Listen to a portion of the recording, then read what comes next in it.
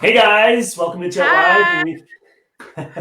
We've I'm not used to being that side of the screen we yet. got. I know I'm totally like I feel like we switched. I hope that people realize. I don't even know what's going on. Um, I'm actually still in my home, and Shlomit's still in hers. And we've got Ron Orlovsky here with us tonight. I'm going to zoom out of here. I'm actually going into a Zoom rehearsal in a few minutes, but I wanted to introduce you guys to Ron. I only just met him now, but I love the smile. I'm so excited for the energy in this stream right now, and this live jet live going on. And I'm so excited. I'm gonna hear what you guys talked about later. Enjoy, and we'll see you. We'll see you soon. Thank you, CB. Thank Thank Right. you, you. guys. Thank Bye, you, Dad. guys. Stop. I feel like all those kids are like, thank you for letting us play and go crazy. So, Can start hi, Lon. I'm so now. excited to see you. Me How, too. how are you doing? You look I'm. amazing. Thank you. Thank you. Thank you. You too. You too. Thank you. It's. I'm good. I think having all the circumstances around. Yeah. I'm really good. Um, Especially now sitting with you having coffee. You In a have sunny coffee. day. I have water, sunny day. So that you have a good weather outside today in Yes, Brooklyn? yes, yes. Super sunny. Very good. Yes. So you can work on your tan a bit. Well. Do Yes, tell. yes. I should. I should. You I should do it more. should, you should do it more. Amazing. So well, you've been in Brooklyn probably this entire period. So Yeah. what have you been, how did you keep yourself busy? What did you do through this period? So actually, it's really funny because when you're in the let's say run of life, you start you do things from inertia and like getting into kind of like a regular day after day thing, and that kind of allowed you to like sit for a second, think about the things that you really want to do, and just go and do them. And I think that I opened a theater company almost uh, a year and a half ago, and it really allowed us to be more active towards the company because obviously we are not getting paid yet. One day. Yeah. So it's like putting a lot of time into it, and finally we have the time to do it. So it is really good, and also reading a lot and learning new stuff. Uh, Mm-hmm. What was like your like? Give us an example for a new thing that you learned, or so actually, my roommate started giving me statistics statistics lessons, which is cool. I giving him Hebrew lessons, and he gives me statistics. nice. But also reading a lot. Like I used to read back then in the army a lot, and since then I kind of not went into it, and now suddenly started reading more and more books. So it's really nice. Started reading about criminology a little bit, Wow. which is very interesting subject for me.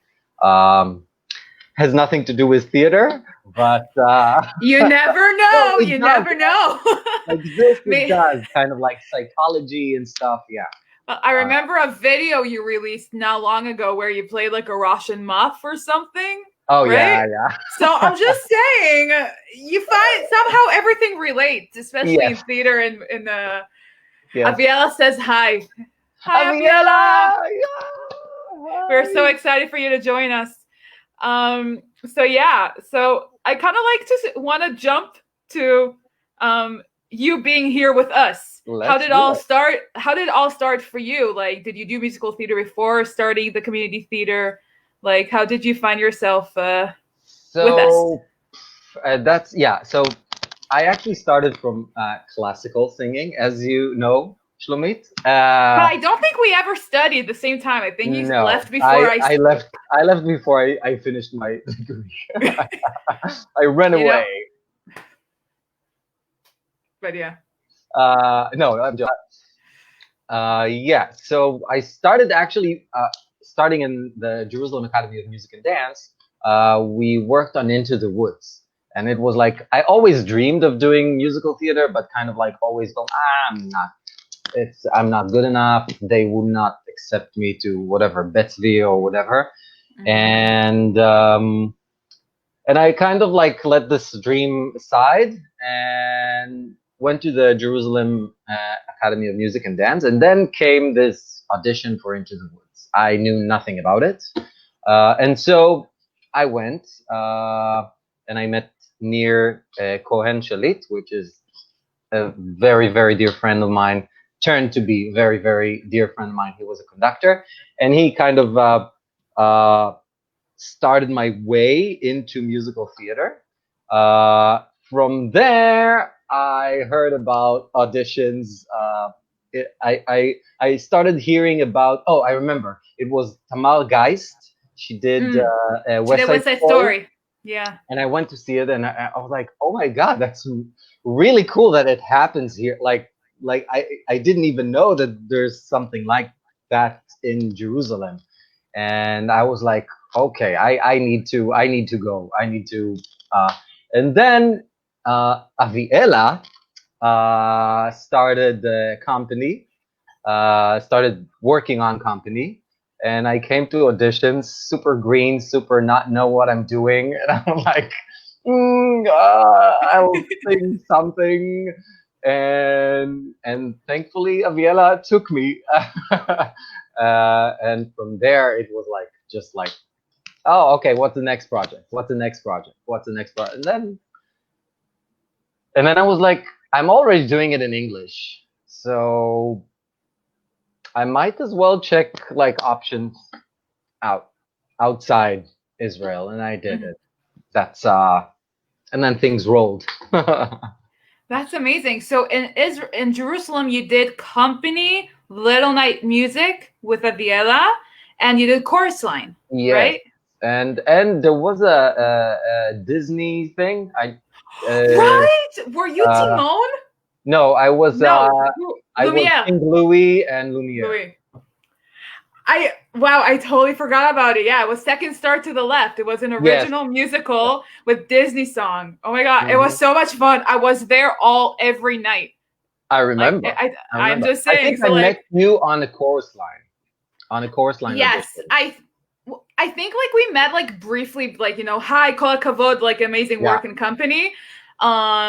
I was like hovering around Little Night Music, but I think chorus line was our moment. Was our moment. So, but that's amazing. Wow. Do you have any like stories or memories you can share with us about like your theater experience here? I think I would. I have so many. Wait. Whatever comes to your mind. Yeah, I think I'll just take kind of a general experience of company, which Aviela kind of like took me. Amazing Aviela. I love Aviela so much, and I feel like I'm like so like she kind of started my way into the English theater. And I think it was just like her presence and her professionalism in what that kind of like drew me in more and more as we went through the rehearsal process, and the cast was just phenomenal. Knowing Shachaf and Rebecca, my wife, it was just I don't have like a maybe I'll come with a specific story later on, but it kind of like the general it just I kind of threw it on you, but yeah, like if anyone who's watching want to share a story, like, you know, we'll be happy to reminisce. So then hi Shachar. Shachar joined us as well. Oh, I just spoke to him on Shachar Shemai. איזה שחר אם לא. I don't know. I spoke to him on Friday. Amazing. So I got to talk to him on Thursday. So, Yeah. ha. I know. I saw. So then, was Chorus Line your last show in Jerusalem, or No, it was a Little Night Music. Little Night Music? Yeah. Amazing. So, well, after Jerusalem, you really went to AMDA. So I have a friend who is considering auditioning for the States in the upcoming future, and I remember you telling me a lot of the preparation that you basically put yourself through before even auditioning. Do you mind like sharing how was your prep? Like, what did you do to get ready for it? First of all, just tried to build my knowledge. When I came here, I realized that it's very hard to build your knowledge about musical theater in Israel because there's so much you don't know, and then you come here and it's like all explodes in your face. But yeah, try to see as many things as possible, read, listen. Definitely, I did go for like dance classes with the Ozmorag for a while. I think it was like half a year or something like that. It was right after Chorus Line when I realized, okay, I need to know how to dance better. It didn't help much, but yeah, I think it was mainly it was mainly starting choosing good materials, the materials that fits with me well, that I like, that I think I am a good fit for, and that I can tell the story that it tells, I'd say. So you basically chose songs that you knew you can tell a story through. Yes, that I knew that I can tell a story. I knew that I specifically can tell it well because it sits well with me, and I feel comfortable in this song. I also did things I didn't feel comfortable with and learned. But yeah, mainly try many things. Try as much as you can. Try and get out of your comfort zone, and going to take dance lessons was very much getting out of my comfort zone. Very much, yeah. I love dancing, but getting into a room with like plenty of dancers, that's something completely else. Amazing. Yeah. So then you were in AMDA for 2 years, right? Yes. Yeah. 2 years. Yeah, 1.5. It's like 4 semesters, so you can. 4 semesters. Yeah. What can you share with us from the experience you had there? Like, I know that stuff has changed, but like, I had a couple of friends who went to AMDA, who are about to go to AMDA, some that are considering. So, like, how was your adventure in the corridors of AMDA? Yes. So I think. It doesn't help. But I think that. I think that my main experience, okay. I'll split my answer into two. First, I will say that AMDA is a great school if you're coming to learn. If you're not coming to learn, I mean, if you're coming to take as much as you can from this place, it has plenty to give you, like plenty. The faculty, I think, is really, really great. I worked with amazing teachers. I worked with less as well, but you know, everywhere you will find people that you are more connected to and people that you're less. But as a very general note, the teachers there are really, really, really amazing. And if you put the effort, they will put the effort into you. Which is really, really good. They do know how to they do know to see people who work, and they put their time into those people. I would say that's my experience. The other thing is something that I will never, like a feeling that I will never forget getting in there, is that I got there and I thought, oh yeah, I know musical theater. I've done it for the last 6 months. I know what it is. And then not 6 months, like a year and a half. And then you get in there and it's like, wow, there's so much more, like so many more classic musicals that I didn't even hear of. So it's like suddenly a whole new world of creativity is being opened up right in front of you. And it's like, so every day, let's say you finish classes at around like 5:30 or 6, I would stay till 11 p.m. I'll be in the library, I'll take a libretto and I'll take a soundtrack and I'll just read and listen to the soundtrack and get to know like more and more musicals. And it's a never-ending task because so many. Not all of them are good, but but a lot of good ones that you don't know. Yeah.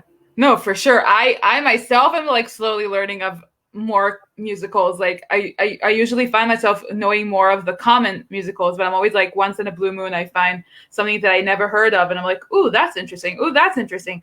Ooh, I wonder if I can use that in like, recital, which that's already a different story for a different time. But like, that's like very cool to, like you said, like there's so much more. And especially like in the previous material, not only in the common material today. What's like your favorite I know it's like such a not a proper question to ask, but like, do you have like a favorite genre inside the musical theater world? Or like you can just throw a couple like musicals that you like most. It's also like I like musicals that are talking about something and not just telling like nothing against those musicals. It's just not my type. It's not your type. It's legit. Whatever, Mean Girls, or like, it might be great, but it's not my type. I'm like, maybe because of Aviela and Nir, if Sondheim is a genre, so I'll say Sondheim, but also Kender and Ebb and Flirty and Errands, and actually my favorite musical is not Sondheim, so which is Ragtime. What is your favorite? Ragtime. Yeah. Which I understand you were in? Yes. I it was one of the best ever experiences I've had as a character. It's just beautiful musical. Where did you perform Ragtime? I love that musical. I have Shannon from the community introduced me to it, and I just love the soundtrack. Yeah, it's just amazing. I did it in so Columbia University has an MFA of directors, like a director's MFA program. It takes like 5 directors every year, and they are putting on shows for a very short time. It's kind of like, part of but it has a lot of work putting into it. So it's like we worked on it for like a month and a half, and it's a huge musical. It's like I think almost 3 hours musical, and they have really good means to put these shows. So it's always really, really, really good productions. And they take a lot of classics, whether it's like Chekhov, Shakespeare. And this time I had the luck to work on Ragtime, wow. Which is amazing. That is amazing. Before we continue on to the more professional side, I wanted to ask a personal question. Yeah. Do you feel that? Wait, I hear myself echoing. I don't know why. It's annoying. Do you feel that your time in the academy helped you to be ready for AMDA? 100% yes. May I ask in what way? First of all, the academy is filled with super creative people. I leave aside Into the Woods, which was the opening to the world of musicals for me, but so many creative people around you. It's not something I would experience anywhere else. And it opens you up, and it like it gets it ignites your curiosity towards any kind of art. Before then, I would never listen to a specific kind of music, and since then, it just opens you up to all kinds of colors and especially in Jerusalem, which is a very, very, very, very mixed, or not mixed, I'll say colorful community of artists. Beautiful people, beautiful hearts, beautiful, and it just opens up creativity. And I think you can't go into this field if you have none of the creativity and none of the open-minded characteristics. I don't know, that I definitely got out of the academy. And also the teachers there are amazing. It's like Moti Avelbuch opened me up. He's like the he used to be the theater teacher. Yeah. And Michal, my voice teacher, was super supportive in whatever I chose. I mean, she didn't like, oh, do classics, no. She was like, she realized that I'm not there anymore for the classics, and also Tzvi everyone was really, really, really supportive. And pushed me and helped me to get where I want to get. Amazing. That's very encouraging. The reason I'm asking, because I literally talked to a friend today, and we were talking about like the life after the academy. So it was like the academy helpful for someone who did classical and then wants to change? So it's very encouraging to hear that. Like I also said that I feel that what I learned, I wouldn't have been able to learn elsewhere. And what I learned will just give me tools to someone else. And also I have a lot of role models in the Broadway or musical world where they did start from classical. So it's like it's very nice to like feel that it's still something that can be valid in a different genre. Completely. So thank you for that. So, okay, so then you finished AMDA. Yes. And how did you, like, I know that you did an original musical called The Nose. That's which right. I have to hear about. Yeah. That's I sent you a link to. I saw. It was a ballet with like dancing tappers who wear a nose. So I have to hear more about that musical, and I would love us to also like get to Dirty Laundry and the play that you wrote, which is amazing. I didn't write it. You did not write it, but no. We produced it, and I did a directive version of it, and was assistant director in our run produced show. We'll get to that. We'll get to that, but like it's amazing how like I don't know if it's like how rare or not, but it's amazing that you were able to like find yourself busy and doing a lot of creative stuff, and then created something of your own. So that's amazing. So if I'm letting you. Well, let's start with the nose. The nose was one of the schnozzle. Yeah. I can't. I was shocked. I was really shocked when I saw that. It was really good. I can imagine. But this musical is a musical that Keith Goldstein-Brunt.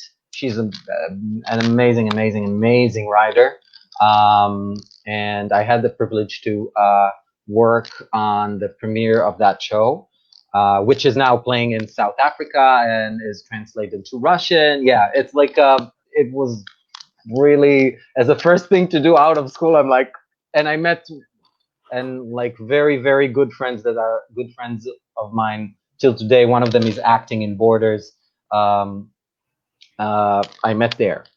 So yeah, it was a very good and nice, comfortable place to fall into right after graduating. The story is based on a Gogol short story about a person that wakes up and suddenly his nose is gone, and he has no nose, and his nose is actually getting a life of itself and becoming a really high ranked persona in Russia. It's kind of like a take on the fact that the man who lost his nose was a very unkind person to people that are below his ranking.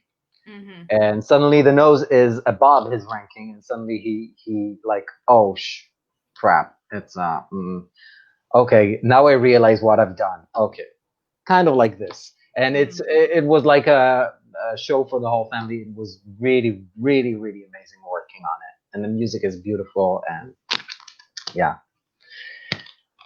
so that's about the nose. Did you do other professional work? Like, I think you also did Joseph, right? Or was that Yeah, one of the last year I went to Ohio. Mhm. I performed. I played the French brother in Joseph in the Amazing Technicolor Dreamcoat, Mhm. which was really really fun. It was a run of 2 months, like 7 shows a week, and it's like I'd say it was one of the best experiences in my professional life. That I don't need to work a side job because it's a You're like in it. You're committed to it. You don't yes, have to yes, worry. yes, and that's what we paid so much to do that. Like we paid so much to learn it and to own our crafts, and it pays off, and it's amazing. It's really, it gives you a whole, like, okay, that's like you wake up at 9, go to like start rehearsals at 9, finish at 5, and then that's it. That's your work day, and that's amazing. Wow, And that is amazing. hopefully we'll get back on that horse someday. I don't know when. Someday. It's pretty Sorry. sad. Yeah. Yeah.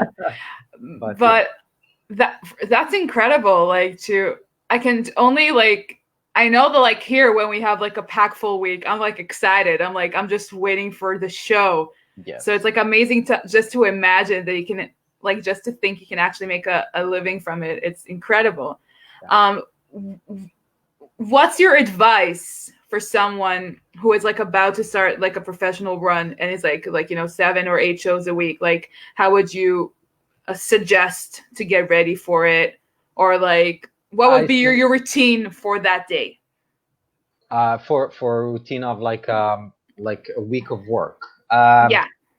I would say don't give up warm-ups. Don't give up. Keeping yourself active on days that you're not doing, because when you have 7 shows a week, you have days that you're not doing, and sometimes it's like the whole day you're not doing, and it's only a show. So fill your day with things that keep on challenging you, and things that are keeping you in shape, and things like vocally shape, physically shape, mentally shape. Don't fall. It's kind of like the corona time that you can very easily just sit in bed all day, and it's okay sometimes to do that. It's not like it's a bad don't do that ever and always run somewhere. No, but just keeping yourself active, warmed up, ready to go, and also don't trust your automatic pilot. What does it mean? It means in a way, not don't trust, but sometimes we forget to refresh our work, especially when you're running like 7 shows a week. So it becomes automatic. So try to always find something new, a new moment, a new thing that you just realized, a new moment with someone on stage, a new moment with uh, keep on living that. It's really hard though. I'm saying it's not simple to relive that every, and sometimes it doesn't work, but kind of like, I would say, look for moments to relive. Wow, that's an amazing tip. So thank you. Thank you. So then, when did you start being involved with Dirty Laundry? So almost 2 years ago, Myra, the founder of Dirty Laundry, told me, "Hey, Ron, what you doing?" And I'm like, "I don't know, want to come and grab a glass of wine?" And I said, "Okay." So we won't go. We sit, and she tells me about that idea. For somehow, most of my decisions in life comes with a glass of wine or a beer. I don't know. I don't know why. Well, your wife and company was a drinker. I'm just saying. Exactly. I'm just saying. You Here's know, to the ladies who lunch. I fall for these people. What can I do? They know how to get me. They do. But yeah, and she tells me about her idea, and we'll start rolling it and going with it. And before we know it, we have a company. So you kind of formed it together, or she already had the company exist and you kind of She definitely came with the idea. She is the founder completely. But I think I was the second or third person she went to, and I definitely the only one that stayed since the beginning. So and it's just an amazing experience to have something of your own that you are responsible for things that are happening or not happening. It's not about anyone else. It's like what you bring, what you get. Like the work you put into it, it's what you'll have. So that wasn't the question though. What was the question? I don't remember, but let's I'm just so fascinated. I'm sorry. No. Thank you, CB, again for this incredible opportunity, because I just miss you guys. I just love you guys. Me too. I remember your visit in New York, by the way. I know. So our nice. Date in Central Park. Yes. Shaha wanted to ask, how did you meet Myra? Okay. So I did a show, and then she talked to me after the show, and then we kind of like, we didn't speak again, and then she did a show, and I went to see a friend of mine that was in the show that she was in. We weren't in touch, so I didn't go to see her, and then I saw, and then I realized, oh, I know her too, and then we start talking, and she approached me after the show, and then I gave back and approached her after the show. That's amazing. We're like a married couple. Careful, Rebecca might listen. Sorry, it's all coming back to company. But that's amazing. Like all this like interactions backstage. It's actually like, I think you literally just mentioned like the key thing about art. Like, which I think is like what you said about the academy. I think in a way that it's all about communication, about being just involved, being like just supportive, but being also like, let's work together, let's brainstorm. Which I think that's like networking. Sorry, that was the word I was looking for. Networking. So that's incredible. Networking is a very, very, very, very, very cannot say enough varies.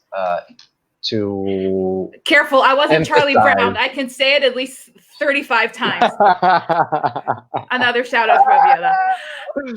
You missed me out as Lucy. I was so annoying that kids look at me and ran across the hall. It was so funny. I'm sorry that I missed you out and ran, because that I heard was I mean I saw the clip, which is amazing, but thanks. Yeah, I wish. Yeah, Rent was incredible.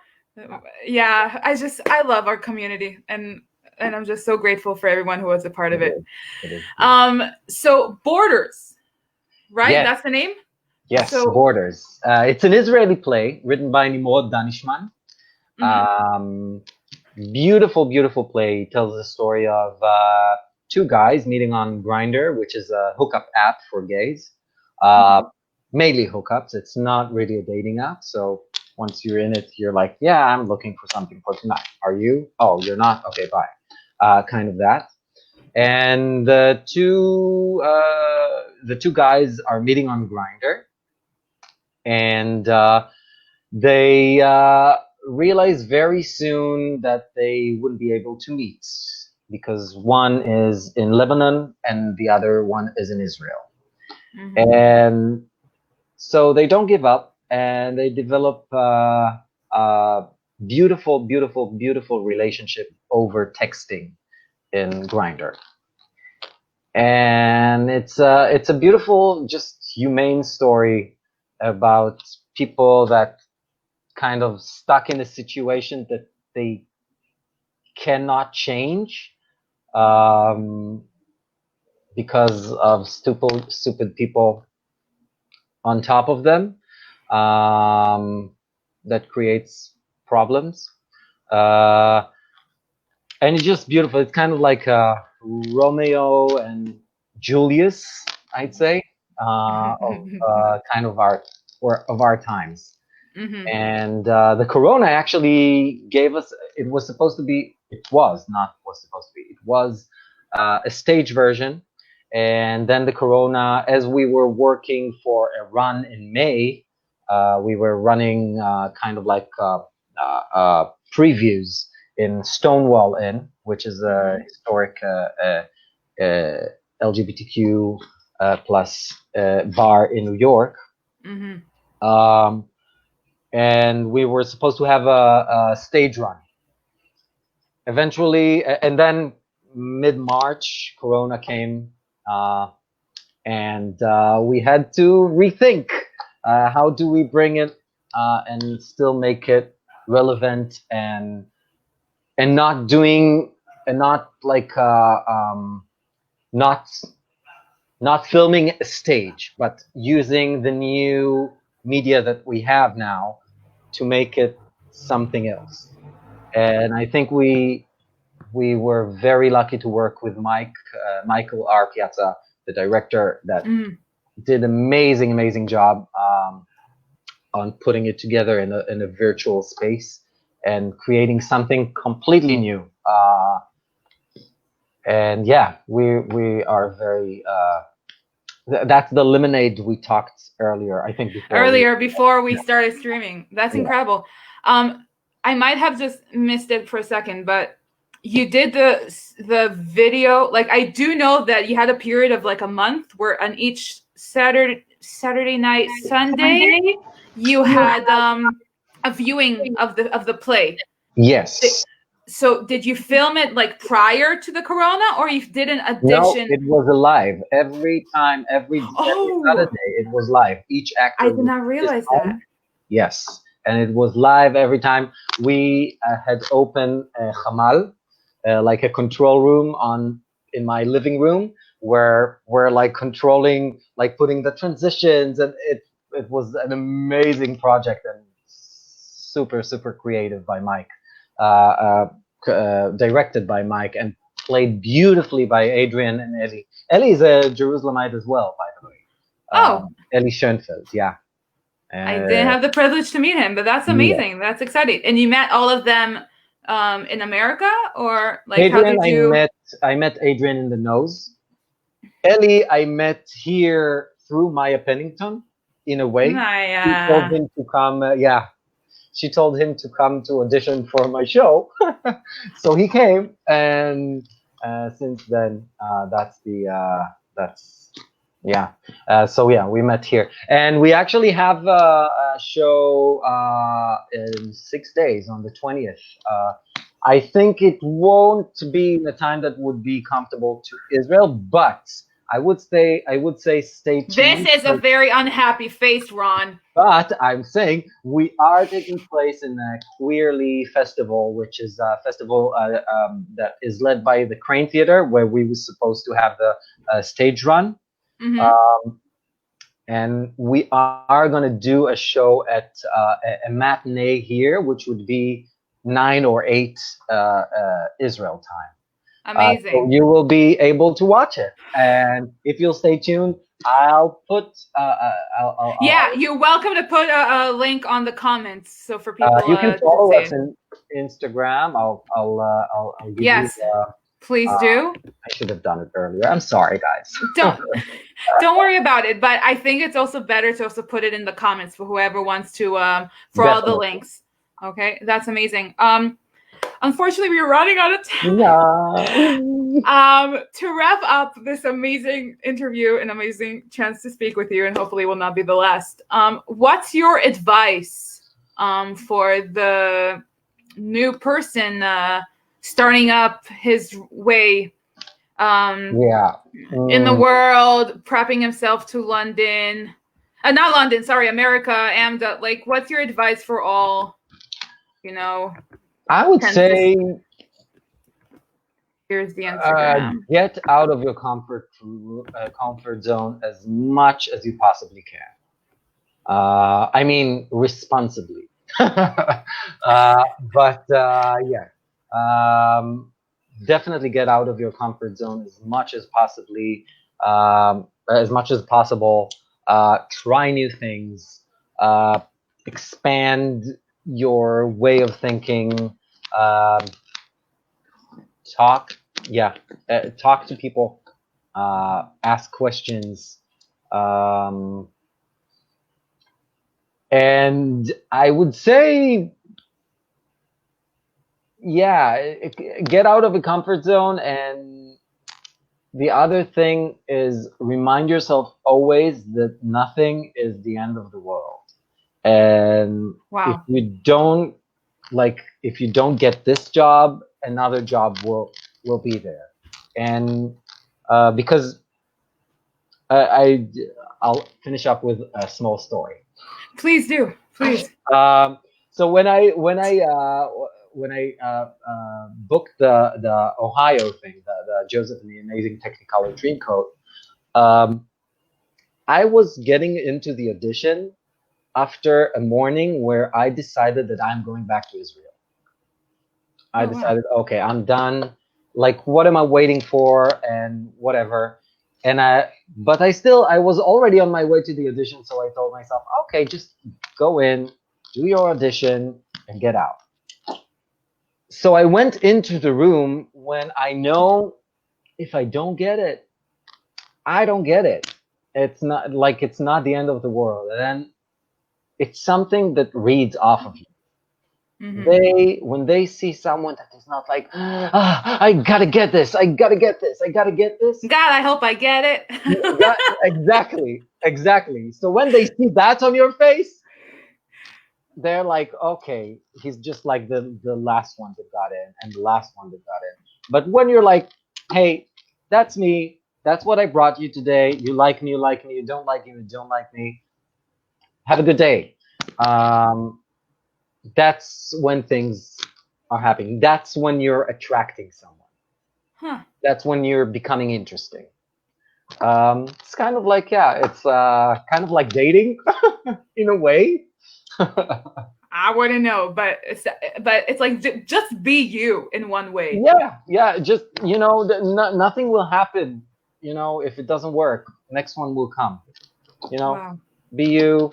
Don't be like, come there, enjoy what you do, like what you do, be in the work you do at the moment, and don't think what comes after, because it doesn't matter. You can only do what you do now. Wow. That we'll finish, but that's amazing. Thank you so much, Ron, for this great chance to talk. And thank you. Fun. Same here. So tomorrow again. No, I'm joking. So tomorrow, I wish. We're gonna plan a date. But so tomorrow we have Rachel Rosenzweig at 8:00. The following day we have Asher Halprin, and on Wednesday we have the Davies, CB and Dina, which is exciting. They're gonna be on this side of the interview. I mean, your side, not mine. And on Thursday we have Avital Sikora. So thank you, everyone. Yeah. Oh my God. Yeah. Oh, I totally forgot. Yeah, Crazy Amy. So you're definitely gonna watch that. So thank you everyone who tuned in. Be well, be safe, stay creative, and may we all be be happy and stay in touch. Yes. Good Bye, night, everyone. It was so Bye. fun.